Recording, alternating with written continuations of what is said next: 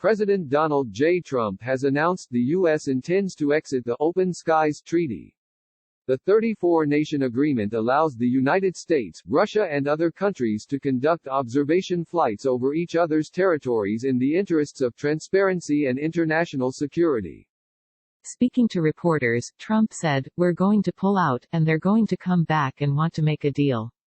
We've had a very good relationship lately with Russia." While the Trump administration is citing Russia's various violations of the agreement as the main reason for the U.S. withdrawal, Russian experts and government officials believe that the abrupt decision is rooted in Trump's desire to throw all international treaties out the window in pursuit of a bigger, better deal which he can claim to pursue during his election campaign even if it comes to nothing.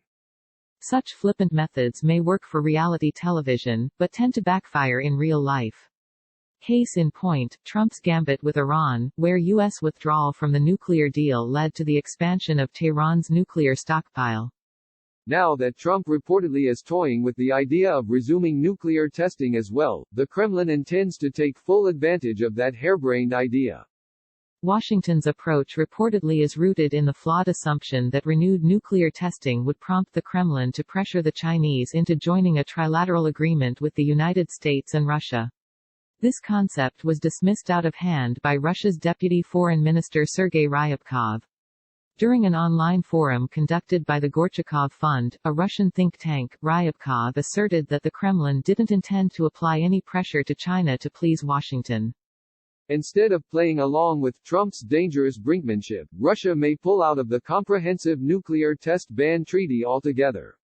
Alexei Fonenko, an associate professor of global politics at Moscow State University, told the state media outlet RIA Novosti that such a withdrawal would be beneficial for Russia, since the collapse of this treaty would cause colossal damage to the United States of America.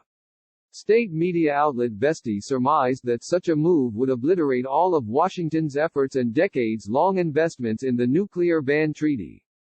As for the planned U.S. withdrawal from the Open Skies Treaty, Secretary of State Mike Pompeo clarified that it is set to take place 6 months from now, on November 22, 2020, after the next presidential election in the United States. In Russia, Trump's commentary and the timing of the intended withdrawal from Open Skies were interpreted as a sign that the move is merely political, with no tangible repercussions for the Kremlin. Russia's Deputy Foreign Minister Sergei Ryabkov mentioned that the Kremlin's exchanges with Washington were taking place via the traditional and non-traditional channels, but described the Trump administration's demands and ultimatums as senseless and categorically unacceptable. Russian state-owned radio station Vesti FM described Trump's dangerous flailing on the international arena as his desire to play with toy soldiers. The Kremlin's state media have grown used to laughing at Trump's irrational bluster. Appearing on the state TV show 60 Minutes earlier this week, Elena Malinikova, an infectious disease specialist for the Russian Health Ministry, said that Trump must really be taking the regimen of hydroxychloroquine, since it's known to cause psychotic side effects. Trump recently sought to improve relations with Russia with a donation of U.S. taxpayer-funded ventilators, despite Moscow's claim that it already has more ventilators per capita than the United States.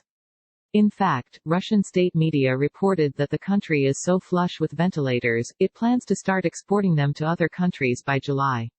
Instead of eliciting gratitude, Trump's gift to the Kremlin only prompted more mockery. The Kremlin is waiting for the November election, hoping its guy Trump will win, and looking at the administration's announced policies through that lens. Appearing on the state TV show 60 Minutes on Friday, Oleg Nilov, member of the State Duma of the Russian Federation, said, after the U.S. elections, the new political chapter will emerge in the United States of America. A lot of things will surface. He dubbed the Open Skies announcement a pre-electoral move, and, referring to the U.S. president's remarks about good relations, joked that Trump thinks, everything is fine in relations with Russia, we the U.S. trust them completely and therefore, they don't need to be monitored. Nilov's commentary prompted the experts and the host of 60 Minutes, Olga Skabieva, to chuckle. The possibility of genuine trust between the United States and Russia sounded too far-fetched to be taken with any degree of seriousness. Skabiva asked military expert Ivan Konovalov whether the U.S. withdrawal from the Open Skies Treaty would hamper Russia's ability to uncover important information about the Americans. Konovalov assured her that regardless of the treaty, Russia can continue to obtain the same data by utilizing its space operations. Last year, the Defense Intelligence Agency noted that both China and Russia have developed robust and capable space services, including space-based intelligence, surveillance, and reconnaissance.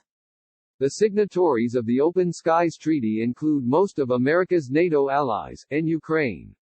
Konovalov explained that the termination of the treaty wouldn't impact Russia, while at the same time it would harm NATO, Europe, and especially those countries on Russia's borders, the Baltic states and Ukraine. They are losing much more, he said. Ukraine participated in these flights since 2014. In spite of all of our disagreements and confrontations, Ukrainian officers and inspectors were allowed to enter our airspace along with Americans. America's allies are losing because of this, the Europeans are losing. Political scientist Vladimir Kornilov pointed out, Trump is convinced this is a bilateral agreement, he isn't even thinking about other countries involved. It's funny. Sergei Ryabkov, Russia's deputy foreign minister, noted that the U.S. announcement about its intended withdrawal from the Open Skies Treaty came as a surprise to America's allies. He accused the Trump administration of lying about its reasoning for withdrawing from the treaty and added, the United States is sowing discord and uncertainty among its allies. They are ignoring the opinion of NATO and other nations that are party to this agreement.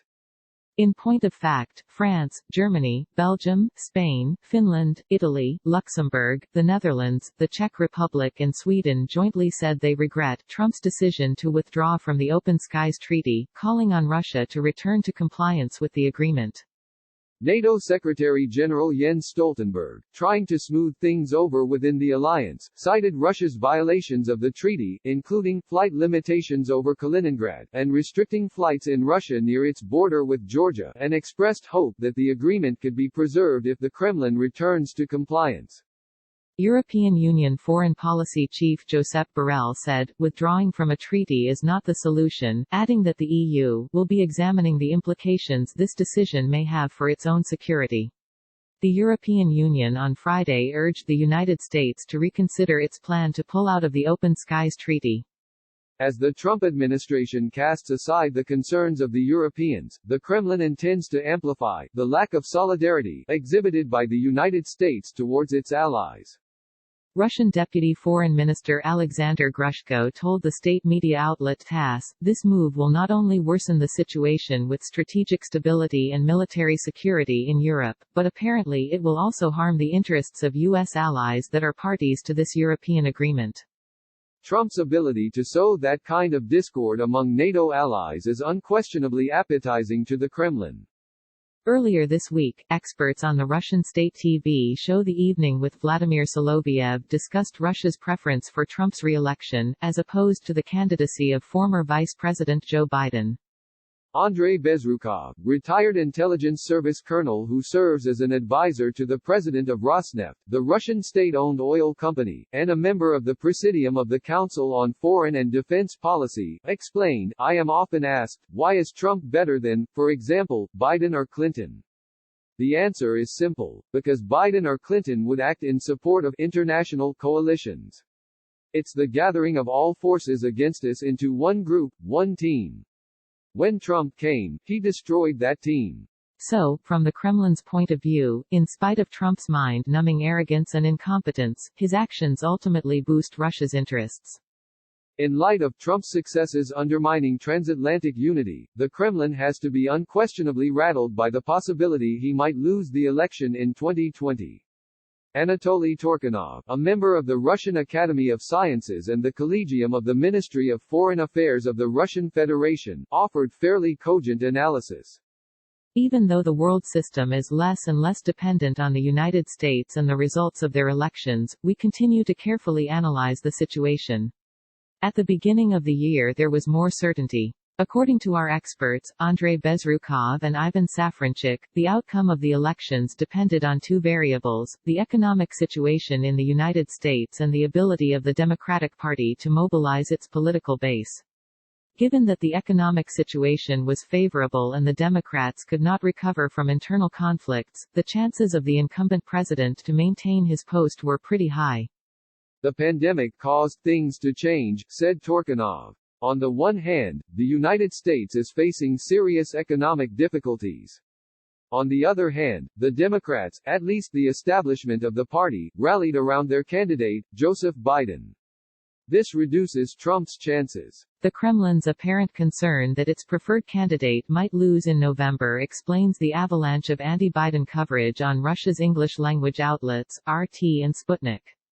Kremlin-funded media are latching on to every distraction spawned by Trump's re-election campaign, Obamagate, Huntergate, Flynnegate and whatever else may follow.